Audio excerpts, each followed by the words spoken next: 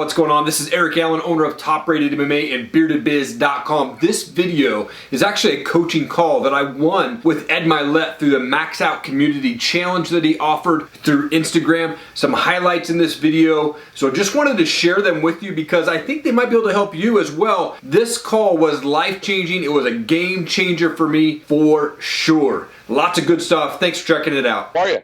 Man, I'm great, dude. Tell me about you, brother. I know a little bit about you because I started to look at your stuff after you won. So tell me a little bit about you. And then anything you want to do today, it's my honor to spend some time with you. I wish we had an hour, but they booked 3 of these for me. So. Yeah. No problem, man. No problem. Well, you know, I think your story of you talking about your dad being alcoholic, I grew up in kind of that middle class as well. My dad was an alcoholic. My parents got divorced, and my mom got together with another guy who's very physical, abusive. In fact, the only fight I've been in my life was with him when I was 13 years old, and, you know, lots of blood and saw just crazy chaos when I was a kid. And always had this entrepreneur spirit, but I never, like you had mentioned in your book, never hung around or talked to people that raised that temperature on me. You know, and so I always struggled I had these great ideas and I had these, let's go forward. And then I was never around the right people. And that's 100% on me, you know, because I wasn't out there doing that. And actually, since I started listening to your podcast about a year ago, I really started connecting with people on Instagram and in the Maxout community. And it's been great. Yeah, it's been awesome. I actually just talked to Ken Shamrock about 3 hours ago. And how's he doing? Yeah, he's doing good. Yeah, he's doing really good. He's getting ready to wrestle again here in just like a couple weeks. I'm gonna make you famous. Make sure you put him on the screen. Ken doing? Where was Shamrock? I think he was at his house when I spoke to him today. Okay. And he's gonna be fighting or wrestling down in Vegas. And then he just started his bare knuckle box promotion. So had him on my Top Rated MMA show to talk to him about that. I didn't start my podcast until 2017. I'd actually started Top Rated MMA in 2012. More as an apparel company. Definitely had these ups and downs of excitement about the company. And tell me about what you're doing. I looked at it and I was trying to figure out if there's anything I can do to help you too. So tell me a little bit about it. Take a minute. Don't worry about the 20 minutes. If we go a couple over, they'll wait for me. Sure, no problem. Yeah, so my wife and I, we really had this idea to start Top Rated MMA to be able to give back. I was a stubborn 18-year-old kid who got one call from a recruiter and basically told him off, never wanted to go and be in the service. And as I got older, I really felt like, man, these guys are out there really fighting for my freedom, for my family's freedom, and I want to be able to give back. And so I had reached out to a company called Hire Heroes USA. I know who they are. Yeah, and so we started working with those guys in 2012, right after they started. And so I got official partnership logos from them. They had us on their website for a while, and they're obviously way bigger now. And to be an official partner, you have to spend $50,000, $60,000 a year. But we still donate to those guys every single month. Anything that is sold through my website, we donate 25% of that profit to those guys. And it's just really been a passion of mine, my kids. When we see police officers or people in uniform, they're in 3rd and 1st grade, and they go up and they say, hey, thank you for your service. You know, we're so appreciative of them.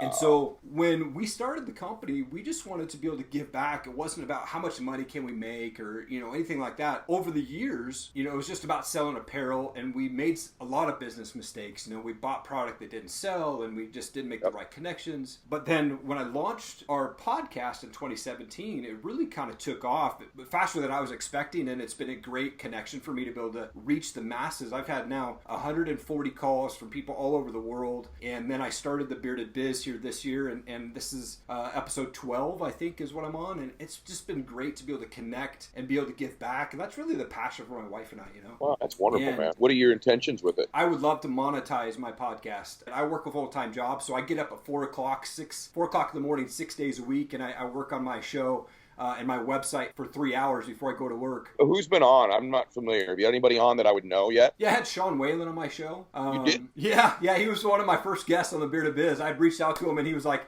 heck yeah. So me and him had like an hour-long call. We talked about him. It was right after he hung out with you. I'm not lying to you. When we started talking, I thought of Sean. Yeah.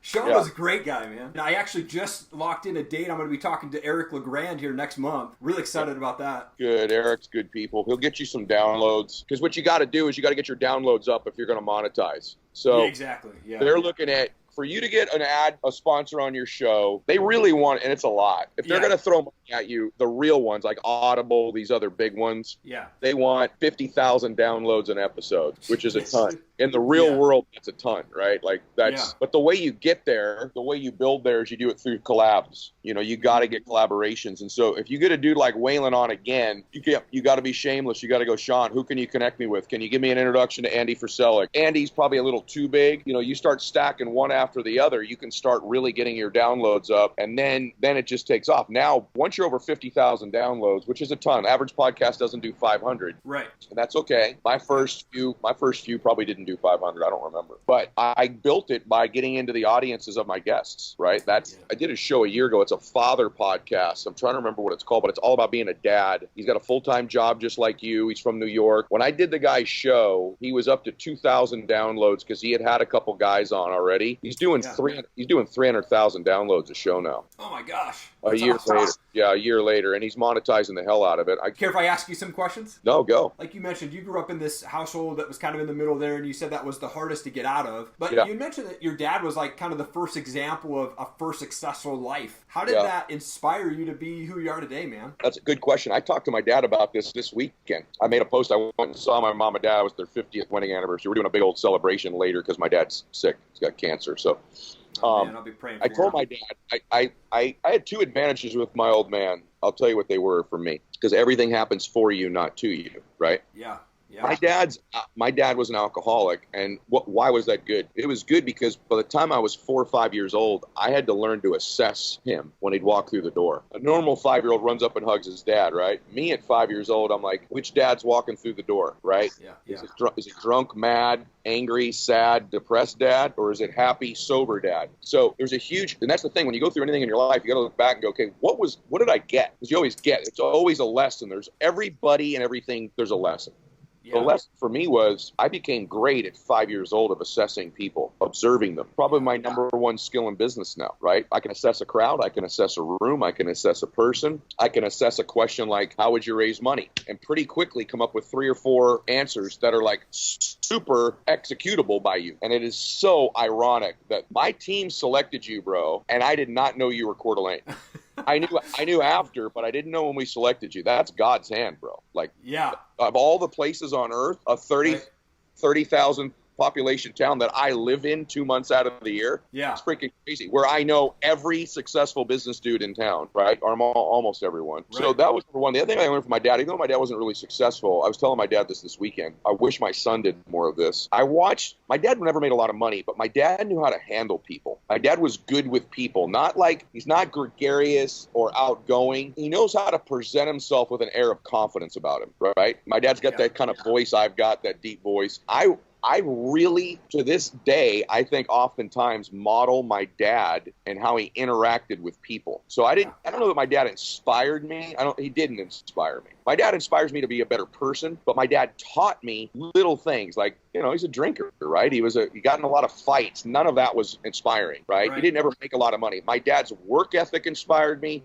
Like you said, 4 a.m., dark out, my dad was gone. It was dark when he got home. My dad was a workhorse. And then the other thing was how to interact with people. My dad's got this thing, I think my dad seemed to be more successful than he was. That's my takeaway from my old man. So that's what I would say I got from my dad. I had actually messaged you from my Top Radio account last November and said, when you're in town, you're in Coeur d'Alene, I want to take you out and buy dinner on me. I remember that, bro. Actually, this is nuts. I get like 5,000 DMs a day now. I'm sure. When you messaged me, I was getting a couple thousand, but I remember it, and I remember it because of the name of Top Rated MMA. So when we picked you, I was like, shit, I know this guy, because you're a good man, and I love what you're doing. I love what you stand for. Ed, thank you again. I'm so honored to be able to talk to you, and I'm buying you a steak next time you're in town. Yeah, maybe I'll buy you one, brother, but great to meet you. You as well. Thanks, Ed. Have a great day. Thanks, man. Appreciate it. God bless you. Guys, thank you so much for hanging around. Really appreciate it. If you'd like to see more videos from Top Rated MMA and the Bearded Biz Show, please click the playlist and also hit subscribe to our channel. Become part of the Top Rated MMA and Bearded Biz community. We would really appreciate your support. Also, please leave a comment below. I will read and respond to all of them. Thank you so much. Have an awesome day.